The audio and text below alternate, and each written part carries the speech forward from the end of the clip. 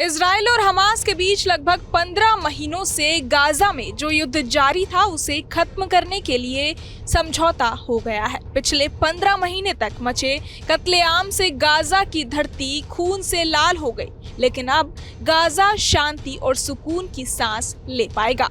अब इजराइल और Hamas cease fire यानी कि संघर्ष समझौते पर सहमत हो चुके हैं। इस बात की पुष्टि खुद उस शख्स ने की है जिसने दोनों के बीच समझौता कराया है। ये वही शख्स है जिसकी बात बेंजामिन नेतन्याहू तक नहीं काट पाए। हम बात कर रहे हैं कतर के प्रधानमंत्री की। कतर के प्रधानमंत्री ने गाजा में 15 महीने से जारी विनाशकारी युद्ध को खत्म करने की घोषणा कर दी है। साथ ही उन्होंने कई इजरायली बंधकों की रिहाई के लिए इजराइल और हमास के बीच संघर्ष विराम समझौता होने का भी ऐलान किया। कतर के प्रधानमंत्री का नाम शेख मोहम्मद बिन अब्दुल रहमान अल थानी है। शेख मोहम्मद बिन अब्दुल रहमान अल थानी की वजह से महीनों तक इजराइल और हमास दोहा में मीटिंग करते रहे। आखिरकार उन्हें सफलता मिली और इजराइल हमास युद्ध का अंत हो गया। अब बात करें कि कब से लागू होगा ये समझौता।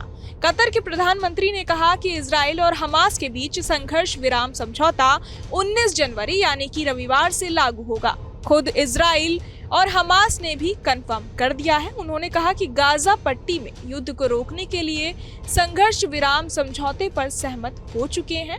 कतर की राजधानी दोहा में कई हफ्तों की बातचीत के बाद दोनों इस समझौते पर पहुंचे हैं। अब सवाल है कि आखिर इजराइल और हमास के बीच समझौते में क्या-क्या है। दरअसल समझौते में हमास की ओर से चरणबद्ध तरीके से बंधकों की रिहाई, इजराइल में सैकड़ों फिलिस्तीनी कैदियों की रिहाई और गाजा में विस्थापित हजारों लोगों को वापस लौटने की अनुमति देना शामिल है। आपको बता दें कि शेख मोहम्मद बिन अब्दुल रहमान अल थानी कतर के प्रधानमंत्री हैं। उनका जन्म 1 नवंबर 1980 को हुआ। वो एक राजनयिक, अर्थशास्त्री और राजनेता हैं जो 7 मार्च 2023 से कतर के प्रधानमंत्री हैं। इससे पहले वो डिप्टी पीएम और विदेश मंत्री का पद भी संभाल चुके हैं। गौरतलब है कि इस युद्ध में अब तक 23 लाख की आबादी वाली गाजा पट्टी में लगभग 90% लोग विस्थापित हो चुके हैं और 46,000 से ज्यादा फिलिस्तीनी मारे जा चुके हैं। इस समझौते से पश्चिम एशिया में तनाव और इजराइल व ईरान के बीच युद्ध की आशंका कम हो सकती है। बहरहाल इस पूरी खबर को सुनकर आप क्या कुछ सोचते हैं, हमें कमेंट बॉक्स में जरूर बताएं और बाकी तमाम खबरों के लिए सब्सक्राइब करें न्यूज नेशन।